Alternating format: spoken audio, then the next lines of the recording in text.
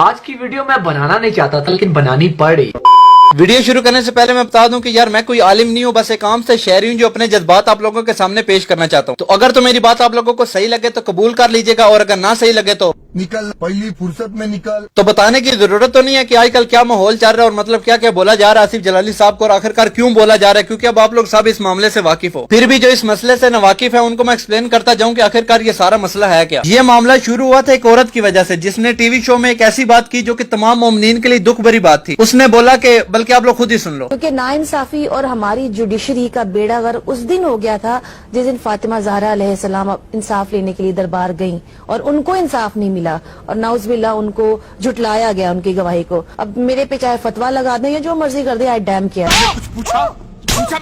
تو اس کی اس ویڈیو کے بعد تمام روافظ یعنی کہ اہل تشیع یعنی کہ شیعہ حضرات جو ٹی وی شو پہ تو کہتے پھرتے ہیں کہ صحابہ کی توہین گناہ ہے اور پتہ نہیں کیا کیا ہے، لیکن یہ چیز ہم لوگ بھی جانتے تھے کہ یہ اتنے حاجی شفیق کوئی نہیں ہے، یہ بس تقیہ کر رہے ہیں تاکہ اپنی امیج بنا سکیں عوام کے سامنے کہ جی ہم لوگ تو بڑے شریف لوگ ہوتے ہیں۔ یہ ذرا صحابہ کی توہین پہ کہاں سے کیا فتویٰ آیا تھا یہ ذرا سن لو پہلے۔ سال پہلے ٹرانسمیشن کر رہے تھے ایران سے، میں نے آپ کو بتایا فتویٰ آیا کہ یہ صحابہ کرام کی عزت کرتی ہیں، ان کا ذکر کرتے ہیں۔ ایران سے فتویٰ آ گیا، عراق سے فتویٰ آ گیا، تو ختم ہو گئی نا بات۔ اب یہ بات یہ بھی جانتا تھا، یہ بھی جانتا تھا، علماء بھی جانتے تھے، اور مطلب عام عوام جو کہ اس ماحول سے ہے وہ بھی جانتی تھی کہ یہ فتویٰ محض ایک تقیے کے علاوہ اور کچھ بھی نہیں ہے، ورنہ رافضی اور صحابہ کی توہین نہ کرے یہ تو مطلب ناممکن سی بات ہے۔ اور وہی ہوا کہ ٹی وی شو پہ ایک لڑکی نے ایک بات کیا کی تو تمام رافضی لوگوں کی جو اندر کا بغض ان کے اندر بھرا ہوا ہے وہ کھل کے سامنے آنا شروع ہو گیا۔ خلقت کا مقصد اس وقت پورا ہو جائے گا جب پاکستان کی سپریم کورٹ کہے گی زہرا کے دشمن پہ کل بھی لعنت تھی، آج بھی لعنت۔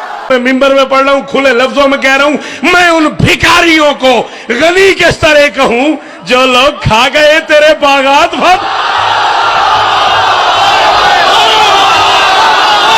اور ممکن نہیں کہ میں رضی اللہ کہوں انہیں کرتی رہی ہے جن کی شکایات۔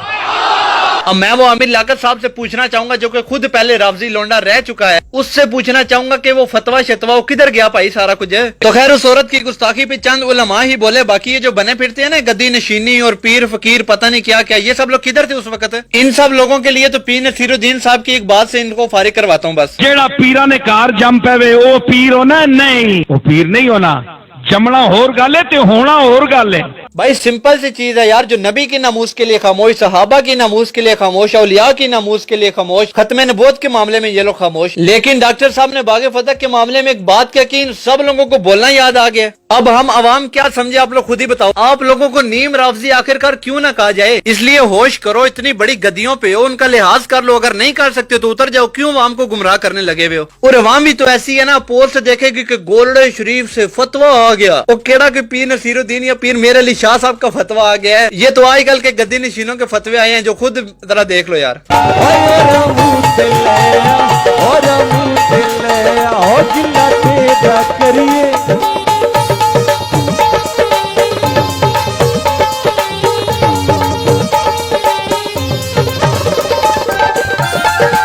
تو خیر اس عورت نے گستاخی کی تو چند علماء نے دلائل کے ساتھ بیان دیا، جن میں سے سر فہرست جو ہیں وہ ڈاکٹر صاحب ہیں۔ تو خیر ڈاکٹر صاحب نے ان کو دلائل کے ساتھ جواب دیا، لیکن یہ لوگ پھر بھی گستاخی کرنے سے باز نہیں آئے، بلکہ الٹا یہ لوگ مجلسوں میں یہ دلیل بنا کے عوام کو گمراہ کرنے لگے کہ حضرت فاطمہ رضی اللہ تعالیٰ عنہ تو معصوم عن الخطا ہیں۔ تو ان کے اس جواب میں ڈاکٹر صاحب نے ایک ویڈیو بیان جاری کیا جس میں انہوں نے کہا کہ معصوم عن الخطا صرف انبیاء کرام ہیں۔ اس کے بعد ڈاکٹر صاحب نے پیر میر علی شاہ صاحب کی کتاب سے ایک عبارت پڑھ کے کہا کہ خطا کا امکان تھا اور خطا پر تھیں، جب مانگ رہی تھیں خطا پر تھیں۔ بس صرف اتنے سے کلپ سے سوشل میڈیا پر رافضی کیا، نیم رافضی کیا، ہمارے اپنے علماء جو اس بات سے بھی ناواقف ہیں کہ ڈاکٹر صاحب نے آخرکار یہ بات کن کو جواب دیتے ہوئے کہی ہے، وہ سب لوگ شروع ہو گئے کہ ڈاکٹر صاحب نے تو گستاخی کر دی ہے، گستاخی ہو گئی ہے۔ سب سے پہلے تو اپنے علماء سے یہ سوال ہے کہ یہ ثابت کریں کہ خطا اجتہادی گستاخی ہے یا گناہ ہے۔ اگر تو یہ گستاخی ہے تو مومنین کی ماں حضرت عائشہ رضی اللہ تعالیٰ عنہ کے لیے کیوں کہا جاتا ہے کہ حضرت عائشہ رضی اللہ تعالیٰ عنہ حضرت علی رضی اللہ تعالیٰ عنہ کے مقابلے میں خطا پر تھی؟ حضرت عائشہ اور حضرت علی کا تنازع ہوا، حق علی کے ساتھ، اور میرے مولا علی کے مقابلے میں آنے والے خطا پر تھے، وہ بے خطا نہیں تھے، وہ خطا پہ تھے، وہ بے خطا نہیں تھے، وہ خطا پہ تھے۔ یہ آپ کی بارگاہ کی بہت بڑی جسارت ہے کہ کسی مسئلے کی وضاحت کے طور پر یہ کہہ دیا جائے کہ سیدہ کائنات سے خطا ہوئی ہے. وہ بے خطا نہیں تھے، وہ خطا پہ تھے.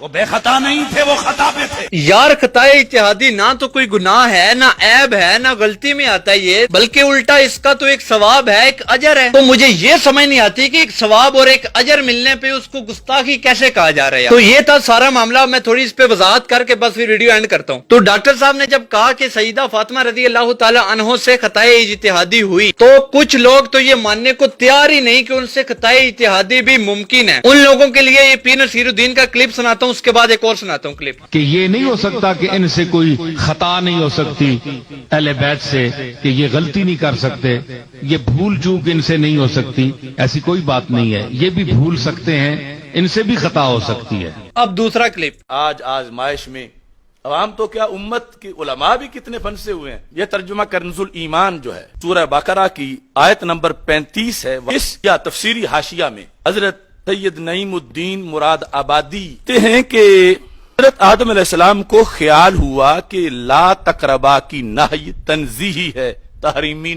ظاہر ہے کہ جو چیز نبوت کی طرف منسوب ہو سکتی ہے تو نبوت کے نیچے وہ منسوب کریں گے تو توہین نہیں ہوگی. اب مسئلہ پتہ ہے کیا، روافظ جو ہیں یہ اہل بیت کو انبیاء سے بھی افضل مانتے ہیں، اسی لیے تو وہ لوگ خطائے اجتہادی کو بھی ممکن نہیں مانتے. مولا علی کو انبیاء کے برابر نہیں مانتے، ہم مولا علی کو انبیاء سے افضل مانتے ہیں. اور اب ذرا تھوڑا بہت ان کو جواب دے لوں، اس کے بعد میرے علماء سے 2 سوال ہیں، وہ کر کے بس ویڈیو اینڈ کرتے ہیں بس. اچھا، یہ بھائی صاحب کہتے ہیں کہ سیدہ کے لیے خطا کی نسبت کرنا ہی توہین ہے. اچھا، اور جو آپ حضرت عائشہ رضی اللہ تعالیٰ عنہ کے لیے خطا کرنے لگے ہوئے تھے، وہاں پہ آپ کو توہین نظر نہیں آئی؟ حالانکہ نہ کوئی ماحول ایسا، نہ کوئی بات ایسی، آپ حضرت عائشہ پہ اور کبھی حضرت امیر معاویہ پہ خطا کرنے لگے ہوتے ہیں بغیر کسی وجہ کے. اور آج جب ڈاکٹر صاحب نے صرف روافظ کو جواب دینے کے لیے یہ بات کی تو آپ کو توہین نظر آ گئی. اے ساڈے ہاتھ تک کوئی جی کوئی اہل سنت دے حق وچ بھی کر جاؤ. آپ سوشل میڈیا پہ حضرت امیر معاویہ رضی اللہ تعالیٰ عنہ یا حضرت ابو بکر صدیق رضی اللہ تعالیٰ عنہ کے باغ فتح کے معاملے میں کوئی پوسٹ کریں، اس کے بعد آپ کمنٹ پڑھیے گا صرف. مطلب ادھر توہین صحابہ کی ہو رہی ہے، اولیاء کی ہو رہی ہے، اور یہ بھائی صاحب پیرا آل نبی کی عزت پر دے رہے ہیں. مطلب ایک بندے کی اگر دکان اور گھر ہے نا تو گھر پہ حملہ ہو رہا ہے اور بندہ حفاظت دکان کی کر رہا ہے. مطلب یہ تو ایسے ہی ہے نا کہ فتنہ نماز کو ختم کرنے کے لیے بنایا جا رہا ہے اور مولوی صاحب بیان دے رہے ہوں کہ حج کو ختم کرنے سے بچاؤ.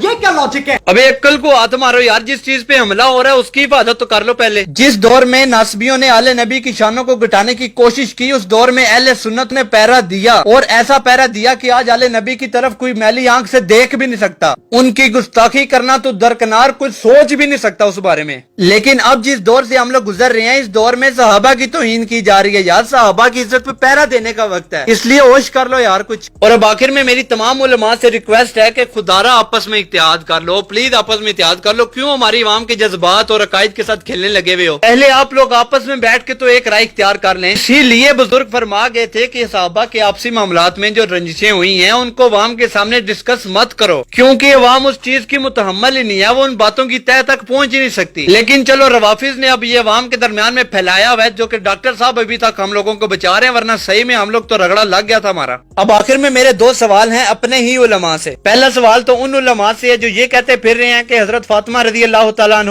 حق پہ تھی. ان علماء سے یہ سوال ہے کہ پھر تو روافظ کی یہ بات مان لی جائے نا کہ حضرت ابو بکر رضی اللہ تعالیٰ عنہ حضرت فاطمہ رضی اللہ تعالیٰ عنہ کا حق غصب کیا، نعوذ باللہ. اور دوسرا سوال ان علماء سے ہے جو یہ کہہ رہے ہیں کہ دونوں ہی حق پہ ہیں. ان علماء سے یہ سوال ہے کہ پھر یہ معاملہ حضرت عائشہ رضی اللہ تعالیٰ عنہ اور حضرت علی رضی اللہ تعالیٰ عنہ کے لیے کیوں نہیں مانا جاتا؟ اور یہ جو باقی تمام علماء خاموش ہیں، آخر کیوں خاموش ہیں؟ آپ لوگ کیوں نہیں بول رہے؟ کیوں نہیں عوام کو فتنوں سے بچا رہے؟ خدارا اس مسئلے پہ آپ لوگ سب لوگ اپنا وضاحتی بیان جاری کریں. تو بس یار آج کے لیے اتنی، یہ کوئی انٹرٹینمنٹ ویڈیو نہیں تھی، یہ بس میرے اپنے علماء سے چند سوالات تھے. ہمارے علماء ہمارے سروں کا تاج ہیں، بس تھوڑے بہت گلے شکوے تھے. باقی میں اپنی روٹین ویڈیوز آگے سے شروع کروں گا، تب تک کے لیے اللہ حافظ.